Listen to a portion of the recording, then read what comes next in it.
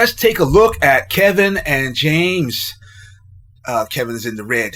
Makes it obvious who James is. Now, what we're looking at is we're trying to understand, these are some cut clips. We're trying to understand why Kevin's posture is very upright. Now, here in the beginning, Kevin's posture is fairly decent, but it's not because he's got a lot of experience or he's doing the right thing or whatever. It's because he's active. And when you're mentally engaged in a fight mode, your body will respond accordingly. And what we're going to see here is that Kevin is just trying to return fire while James is attacking him. He's defending, he's moving, he's putting himself in the fight mode, fight mindset. So your body's going to give you the posture, the timing, and the balance that you're looking for, even if you're not good at it. And as this video plays on, what we're going to see is Kevin's going to lose it. What we want to study is why he loses it. So right here is pretty good. He gets behind. As long as the body is in that fight mode, man, you'll be surprised what you come up with. So James hits the Karo Parisian arm throw, and he's going to come out of this situation, and they're going to return back to their feet. Nice scramble by Kevin as well. Now watch what happens. He throws that little kick. Now he's inactive. He's hesitant. And this could be a mental thing. Now James is just starting to hit and hit. Kevin throws a little token strike, but he's moving backwards. And now he's just very upright. He's not in a fighting posture. But look at James' feet moving, looking for the opening. And his body puts him in that fight structure. And Kevin's just standing around. Throws a kick there. But again, he's giving up everything. He's too defensive. He's upright. And now James is on the attack. And we used to call James the Tick for a reason. Once he gets on you, it is hard to get off. So let's look at it again. One little kick, does okay, but look at James constantly encroaching, looking to hit. Kevin's totally on the defense. And when your body goes super vertical or super flat, it's trying to rest. And inactivity is one of those things that mentally causes rest. It makes you go to this mode where you're lackadaisical, you're waiting for things to happen. So you have to be consciously aware of your posture. You have to consciously put yourself in a position where you're always in fight mode. You're always engaged. You're always in the fight. And at this point, until the end of the round, I think James just stays on him the entire time. Kevin never gets back up. And this is important because let's say you were the better grappler in a scenario like this, and you're getting hit because you're too upright, because you're no longer engaged. You're no longer mentally fighting.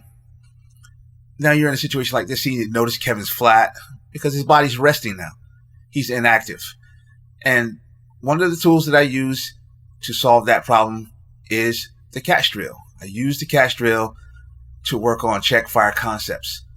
And that's where you start. You have to teach yourself to learn to respond to simple attacks coming at you. And what will happen, your body will naturally start putting itself in fighting position. And you will notice that if you're actively looking to defend specific strikes and techniques, or looking to actively attack certain targets, your body will respond accordingly. But if you stand on the threshold and do nothing but wait for things to happen, then you're going to get hit a lot more, probably taken down. And it was one of the things that I've heard when athletes would describe Michael Jordan. They would say they had to get out of the habit of watching him play because they were waiting to see the magic. They wanted to see what was going to happen. You have to get away from the magic and actively engage the situation yourself and not worry about having all the right answers. Sometimes you just got to figure it out. But here I'm training my buddy Derek, and I'm using the catch drill, a simple catch and return type drill. And this is a good beginning to teach you how to respond to that distance between you and your opponent. I attack, he fires back. And it's not about a set pattern. It's all about awareness. It's all about recognition. Once you're able to do that, that's when the fun games begin. So that's the first thing you want to get. It's just awareness of the threshold, the gap, the box, the phone booth. It's a lot of names you hear people call it.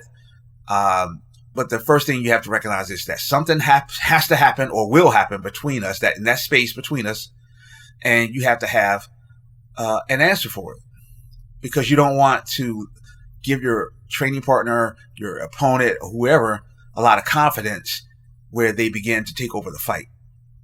And whenever I'm doing the catch drill, I like to use it as a warm up a lot of times, but I can use it as a main drill.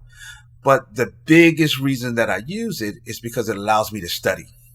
And I can study my training partner's posture, position, timing, distance, and balance, help correct some things while I'm helping him learn how to check fire, check return, catch and return. Okay?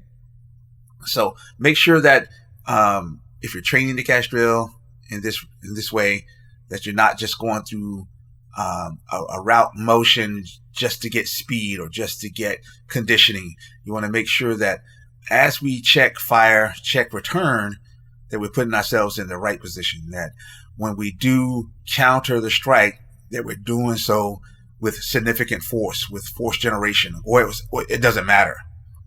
Because if you can't steal the psychology of the fight from your opponent, it doesn't matter what you hit him with. And that's what's very important. I am Coach Sess, and you've had words with the Mad Coach.